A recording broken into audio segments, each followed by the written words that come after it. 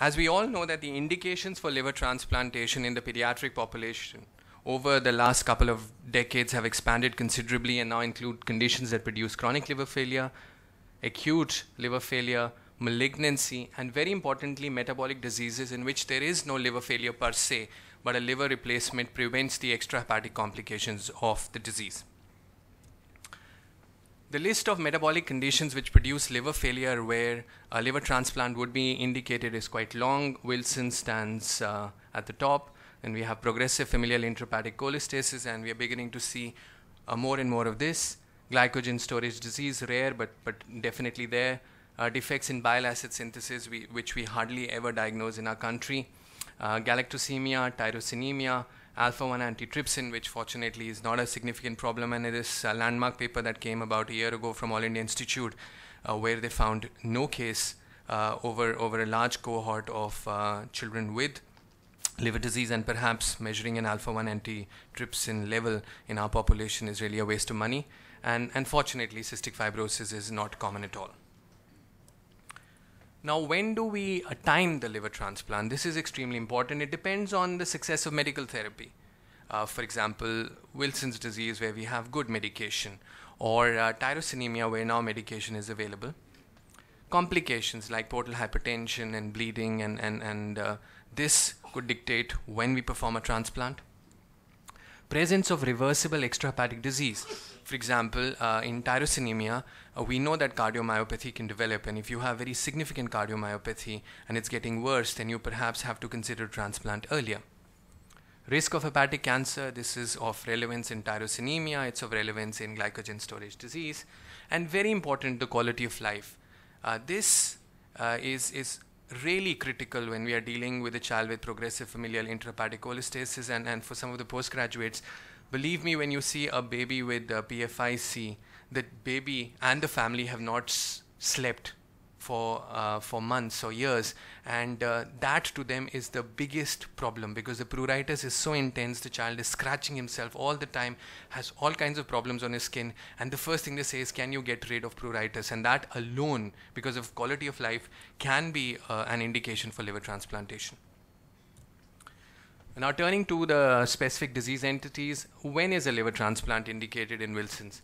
Well, when we have acute liver failure, we had this wonderful case presentation. If you have a child who presents with acute liver failure, has encephalopathy, then he needs a liver transplant. Of course, I'll talk about how he might avoid a liver transplant, but that's really one indication for listing. When you have decompensated liver disease at presentation, you have a child who's got ascites, who's got varices, who's severely malnourished, who has all kinds of problems because of decompensation, and then while you try chelation, it's extremely unlikely to give you the time for the child to get better. And of course, when you try chelation and it doesn't work because the disease was so long-standing and the diagnosis was late, would again be an indication. Now, this was the Nazar paper published in 1986 that looked at bilirubin, prothrombin time, AST, and they arrived at a score of greater than equal to 7, which had a sensitivity of 87% and a specificity of 90%. And this really was looking at a mixture of adults and children at King's College. About 6 years ago, we had another paper from the same institution, and they added 2 more parameters, and in this new Wilson's index, there are 5 parameters, and if a score is greater than equal to 11, then it has a greater sensitivity and specificity compared to the older Nazar criteria, and this now is considered by many to be a good predictor of who needs a liver transplant when you have a child with Wilson's. Let me walk you through 2 cases. An 8-year-old girl presented with a history of fever, jaundice, and vomiting for a month. She'd been irritable for about 3 days. We had significant family history that an earlier sibling had expired due to liver disease at 8 years of age. The family didn't know. They hadn't really been to a center where a specific diagnosis was made. Examination showed jaundice, mild pallor. We had hepatosplenomegaly. There was no previous history of jaundice. The child had been doing well at school. The hemoglobin was 10. The TLC was 4700. Low platelet count. Urea creatinine were fine. And this is what we had in terms of the liver function test. So we had significant jaundice. There was hemolysis going on. AST, ALT, please note here that the AST is 80, so it's not really high. ALT is fine. Alkaline phosphatase is low. Gamma GT is 83, and we have an INR of 2.2. We have low albumin. So again, going back to that whole discussion about liver function tests and pointers. So this is relatively easy. You have this AST ALT ratio, which would be pointed towards Wilson. Alkaline phosphatase was low. Coombs was negative. G6PD, which we always check in the North Indian population because about 6% of the North Indian population is G6PD deficient, was normal. All the viral markers were negative. Ceruloplasmin was low.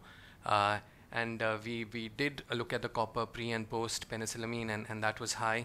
Of course, as the prothrombin time was prolonged, we couldn't do a liver biopsy. So with this, I think the diagnosis is very clear. We looked at getting some imaging done. We had coarse liver echo texture with splenomegaly. So this child obviously had chronic liver disease, which hadn't been brought to anyone's attention. CT showed micronodular appearance of the liver. We done a CT angio really to look at the blood vessels because we were contemplating a liver transplant. So we did the Wilson's index, and using this and the parameters that I just sort of mentioned here, the score of this child was 10. And we therefore decided to put the child on chelation. So we started penicillamine, zinc, whatever would be needed in terms of supportive care. And of course, we always had a backup of a liver transplant. So the work of the donor had been completed in the first day, and the file had gone to the government authorization committee. So should there be a need for liver transplant, we would have gone ahead and transplanted with a notice of 6 to 8 hours. So with that backup, we started on chelation, and this child did well. And bilirubin in about 4 weeks reduced to 6.8, INR decreased. We've been following up this child for about 6 months now, and she's well, and we've explained to the family the importance of continuing with chelation for life, and hopefully this child should do fine. In contrast, we had this 14-year-old boy who we had to airlift from Nepal. He developed grade 2 encephalopathy with jaundice, and that's how he was referred to us from Kathmandu.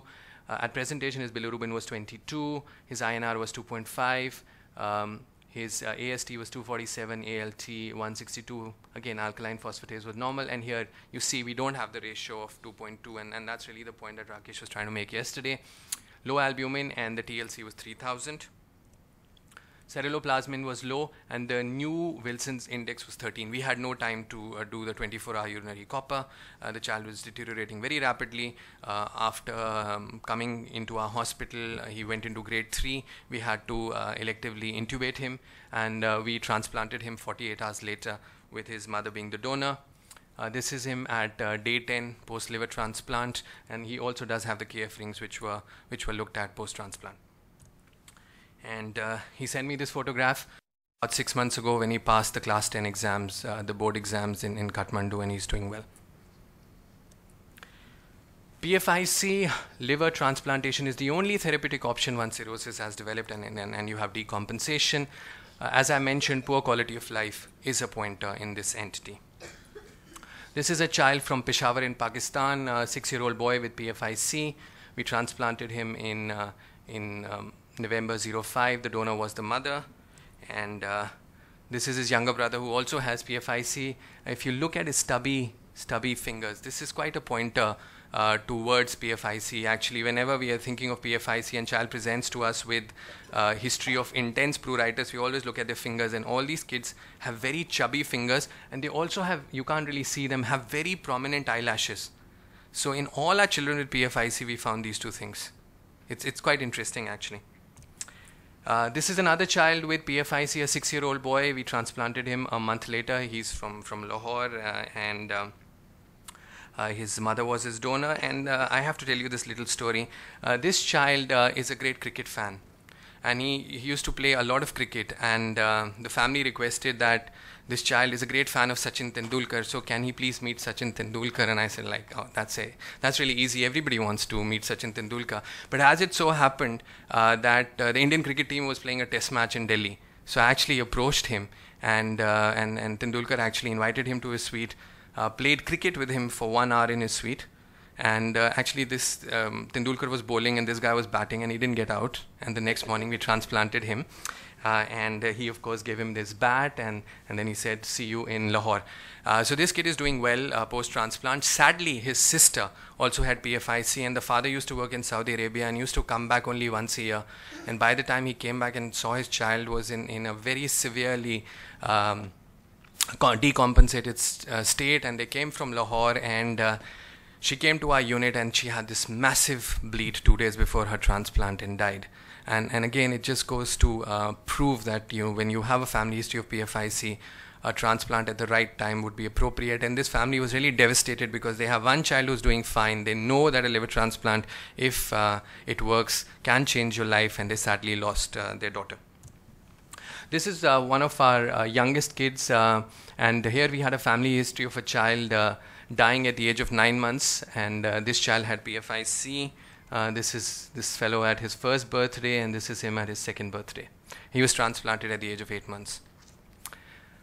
Transplantation for glycogen storage disease is rarely indicated, sometimes in GSD1, occasionally 1B, type 3, type 4.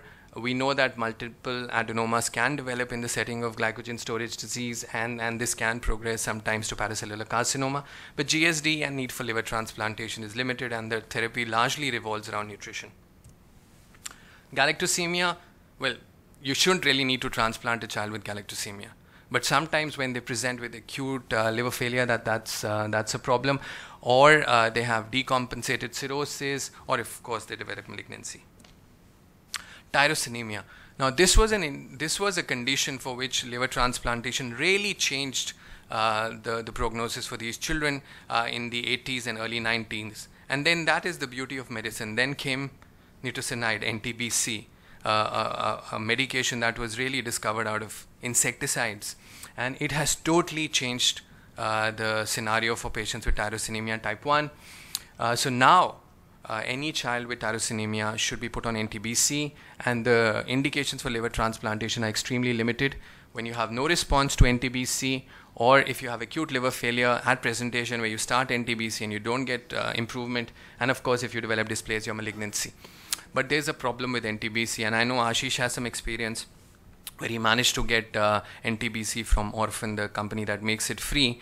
The cost of NTBC is about $1.5 lakh per month for life. So the cost of a liver transplant is much lower, and I do not believe that any family will be willing to spend 18 lakhs a year for life for a child with tyrosinemia. So here economics will really dictate the therapy. But in Europe and in Quebec, which has the highest incidence of tyrosinemia, NTBC has changed the outlook. Now, indications for liver transplantation in metabolic diseases where there is no liver failure. Now, all of us, Crigler-Najjar, fascinating disease. All of us in pediatrics have been taught about it a lot. Primary oxalosis, and we've sort of discussed that at great length this morning. Organic acidemias, propionic acidemia, where I think the indication is pretty well defined, to some extent methylmalonic acidemia. Urea cycle defect, especially OTC. Protein C deficiency, and familial hypercholesterolemia, where you want to prevent coronary artery disease. And actually, we have done a triple vessel bypass on an 11-year-old boy with hypercholesterolemia. So, at that time we had no liver transplantation, but a child like that, if he's given a liver, because, those arteries are going to get blocked again. So, that could be prevented. For Crigler-Najjar syndrome, exchange transfusions have an impact on lifestyle. If you have to be on phototherapy for 16 hours a day, how do you go to school? You can never take a vacation. It's very crippling. And of course, there's this constant risk of connectress. So one has to think about Crigler-Najjar syndrome and liver transplantation at the age of about 4 or 5 years. This is a child from Qatar. If you notice, she's under a phototherapy unit. Her eyes are deeply yellow. We transplanted her because it was becoming very difficult for her to go to school. This is her, and you can see that post-transplant her eyes are absolutely white, and I intentionally chose a yellow background. And this is the same child 2 years later. She's doing well. She studies in school in Doha. Transplantation for primary oxalosis. How effective is liver kidney? Huge experience over 20 years, 127 transplants. Mean age of transplantation 16 years, 10 years survival of 70%. OTC and citrullinemia are the two urea cycle defects for which liver transplantation has been used quite effectively, and if you look at data from Chicago, Paris, Texas, UCLA, Japan, pretty good figures. Transplantation for organic acidemia, you have poor quality of life, multiple hospitalization, the quality of life is quite poor, and with every insult there is a deterioration in neurological function that can actually potentially happen, so that's why liver transplantation can help. Now, what type of transplant? We all are familiar with this diagram. There are 8 segments with their own blood flow, with their own biliary drainage. So we can do a right lobe 5, 6, 7, 8. We can do a left lobe 2, 3, 4. We can do a left lateral, which is segment 2, 3, or we can just do a segmental 3 graft. But there's also an interest in the auxiliary partial orthotropic liver transplant, where we leave a part of the native liver and we put in a graft, and this really, the only satisfactory indication is Crigler-Najjar, and in 6 recipients, 7 grafts, so 1 child needed a second graft. They did get off phototherapy, and 1 of the 6 died. And the logic for this is that, of course, there might be gene therapy available at some point in time, so then immunosuppression can be stopped, and the transplanted liver will die, and the patient will be left with a native liver. So this is one indication where I think auxiliary liver transplantation is satisfactory. The other, of course, is acute liver failure. But other than that, I think the jury is really out on when a child with metabolic disease should have an APOLT. When should we not transplant? This is very important. Alpers disease, disastrous consequences, neurological disease progresses, mitochondrial respiratory chain disorders. We know very little about these disorders. They're multi-organ involvement. Deterioration can continue after a transplant. Familial hemophagocytic lymphohistiocytosis not indicated. Zellweger's not indicated. Niemann-Pick not really indicated, though it's been tried, but deterioration does occur. Kocher's again extremely limited now, especially with enzyme therapy. And again, a little controversial on familial erythropoietic porphyria. When not to transplant? When you have no liver failure. Now, primary oxalosis, and again, Professor Mehta alluded to this, when you have very severe cardiac disease, you can do a liver kidney transplant, which child will run into problems because of his heart condition. If you have severe mental handicap with organic acidemia, then there's no point doing a graft if the child's going to be mentally subnormal. And of course, if you've got connectrus, which is developed in Crigler-Najjar, there's no point transplanting. Dr. Yacha is going to talk about it, but neonatal hemochromatosis used to be an exciting indication, and in fact, all the babies less than 7 days of age in the world who were transplanted were for neonatal hemochromatosis. It no longer needs liver transplantation because by giving IVIG in pregnancy, you can prevent the fetuses from developing this, and if you give IVIG and exchange transfusion, then a transplant can be prevented in a significant proportion of these babies. Just last couple of minutes, we've looked at 3,374 children, and I'm just going to share with you our assessment for liver transplantation. 358 satisfy the internationally accepted criteria, so that's close to 10%. Wide spectrum from neonatal cholestasis to acute liver failure to metabolic conditions. We've transplanted 72 children. Biliary atresia has been the commonest indication, followed by metabolic liver disease, which is 17, and then a variety of indications. It's actually 17, not 16, the liver transplant for metabolic disease. PFIC been 7, Wilson 7, tyrosinemia 1, Crigler-Najjar 1, hyperoxaluria 1. Survival is 14 out of 17, and for those who've completed 5 years, we have 11 patients, of which 10 survived. We have transplanted 818 patients, adults and pediatrics now.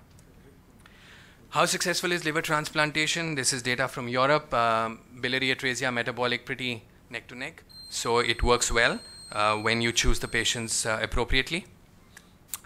And while we might have been able to help a significant number of children, but there's this huge proportion of have-nots that we have to reach out.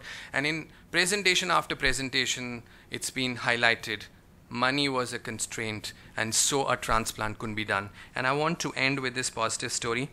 This is Nihal. He had idiopathic neonatal hepatitis from Assam. The family was very committed for a liver transplant. I think we can offer hope to these patients with liver failure who need a liver transplant. Thank you very much.